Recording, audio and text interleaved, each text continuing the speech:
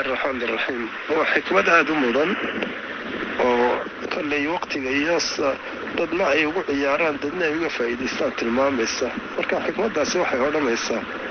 waqtuka alladhi talhu fihi غيرك يبني مجده فيه waqtigaaga adigu aad ku dheelayso macna laan ku dhaafaya dheelid ama ciyaar ama taa kugu dhaafaya ama wax kale oo ujeed aan faa'iido ku lahayn ayaa adiga qeyrkaana majdigiisa iyo sharaftiisa iyo qadamadiisa uu intaas uu ku dhisa maxay tahay taas bal dadkan iyagu ama dhulkoodii hadiseen ama iyagu waxa la yimaadeen 24 saacadood ay haystaan ayuunbaa dadka kale iska fadhiya gidaarada fadhiyana ay haystaan marka maxaa la isku dhaafay kani 24 saacadood buu nidaamsaday habaystay wixii uu baahnaa buu u qaybiyay markaas wixii uu baahnaa iyo wixii uu isagu ku fikirayay wuxuu isagu ayuu sameeyay oo waqtigii baan lumin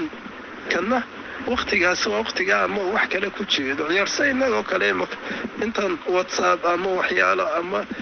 sheekadaas aan waxa la waxay kordhinaysaa jirida telefoonada eegina wax laga yaabo 2 saacadood 3 saacadood ama dadka qaar habeenkii dhan ay ku soo jeedaan ay ka badnaato 3 saacadood haddaad waqtigaaga nidaamiso intaad qoleed haddaad xaqeeyso wax laga yaabo 3 saacadood bal aad aqriyayso inaad ugu yaraan 100 safxo ku aqriilay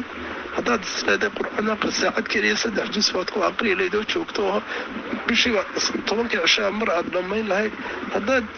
wax kale la iman siyaha kale iyo waxaad baranaysaa 3 saacadood waqti weyn hadda dayacan marka waxaan la isku dhaafon baa ka dhigantay waqtigan adiga ka lumay aad soo kaaga lumayna aad luminaya